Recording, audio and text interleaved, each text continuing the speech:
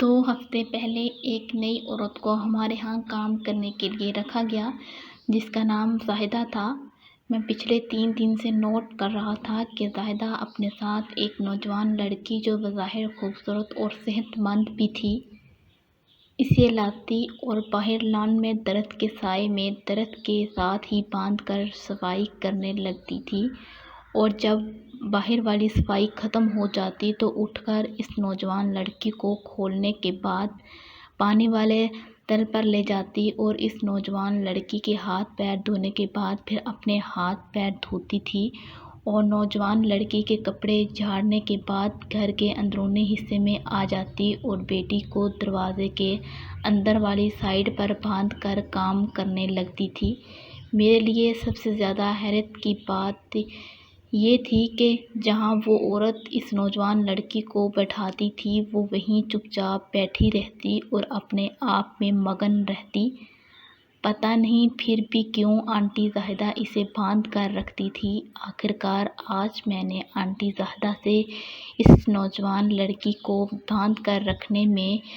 بھی حکمت کے بارے میں پوچھ لیا، مگر جب آنٹی زاہدہ نے مجھے سب کچھ بتا دیا تو میرے رونگٹے کھڑے ہو گئے۔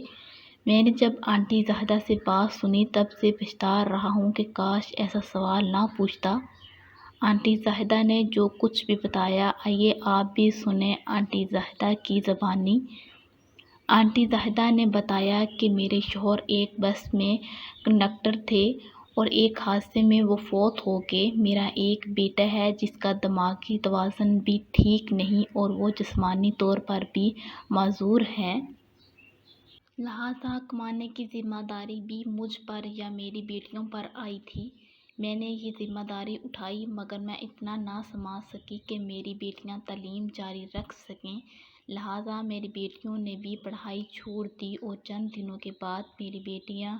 مجھ سے کہنے لگیں کہ وہ بھی میرے ساتھ کام پر جایا کریں گی، مگر میری بیٹیاں جوان تھیں، ان کا بھائی معذور تھا، باپ فوت ہو چکا تھا اور معاشرہ درندوں سے بھرا پڑا ہے۔ لہٰذا میں نے بیٹیوں کو سمجھا لیا کہ آپ کوئی اور اچھی ملازمت ملے گی تو کر لینا، یہ کام آپ کے کرنے والا نہیں ہے۔ کچھ عرصے کے بعد میری ایک بیٹی ایک اسٹور پر کام کرنے کے لیے لگ گئی جبکہ دوسری بیٹی گھر پر رہتی اور گھر کے کام کرتی تھی، کیونکہ گھر میں اب ہم دونوں ماں بیٹی کی کمائی آ رہی تھی، لہٰذا گزارا بھی بہت اچھا ہو رہا تھا، مگر تقدیر کو ہم سے ایک اور امتحان لینا تھا۔ میری بیٹی جہاں پر کام کرتی تھی وہاں کسی وڈیرے کا ایک بگڑا ہوا بیٹا بھی کام کرتا تھا جس کا دل میری بیٹی پر آ گیا تھا۔ میری بیٹی کو اپنی حیثیت ابرو کا اچھی طرح اندازہ تھا۔ اس بگڑے ہوئے لڑکے کے لاکھوں لالچ دینے کے باوجود بھی جب میری بیٹی نے انکار کر دیا اور تنگ آ کر مجھے بتا دیا تو پھر میری بیٹی جہاں پر کام کرتی تھی میں نے وہاں کے انتظامیہ کو جا کر سارا ماجرا بنا دیا اور پھر انتظامیہ نے اس لڑکے کی اسٹور میں انٹری بند کر دی۔ اس لڑکے نے غصے میں آ کر روڈ کراس کرتی ہوئی میری بیٹی کو گاڑی کے ساتھ کچل کر مار ڈالا۔ میری بیٹی کی موت کا صدمہ مجھ سے زیادہ میری دوسری بیٹی کو ہوا۔ وہ ذہنی مریض بن گئی اور آہستہ آہستہ حواس بھی کھو بیٹھی۔ میں نے قانونی کارروائی کی کوشش کرنا چاہی مگر پولیس کے بقول غلطی میری بیٹی کی تھی، لہٰذا اگر میں قانون سے مدد لیتی تو مجرم ٹھہرتی اور مجھے جرمانے کے علاوہ سزا بھی ہو جاتی۔ میں نے ڈر کے مارے ہاتھ چھوڑ کر بیٹی کی لاش لی اور مانگ تانگ کر بیٹی کے کفن دفن کا انتظام کرکے اسے دفنا دیا۔ آنٹی بات سنا کر رونے لگی اور میں بات سن کر اور ریاست جاری رکھ سکتے، لہٰذا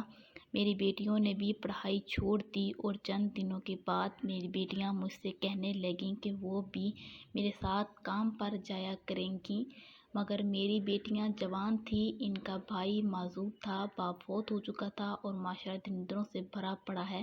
لہٰذا میں نے بیٹیوں کو سمجھا لیا کہ آپ کوئی اور اچھی ملازمت ملے گی تو مدینہ کا انصاف دیکھ کر رونے لگا، جبکہ ہم دونوں کو دیکھ کر آنٹی کی ذہنی اب نارمل بیٹی مسکرانے لگی، اور یقین کریں اس کی معصوم مسکراہٹ دیکھ کر میں سسکیاں لینے لگا، کیونکہ اس کی مسکراہٹ میں چھپا درد ہی کچھ ایسا تھا کہ کوئی پتھر دل بھی دیکھتا تو دہاڑے مار مار کر رونے لگ جاتا۔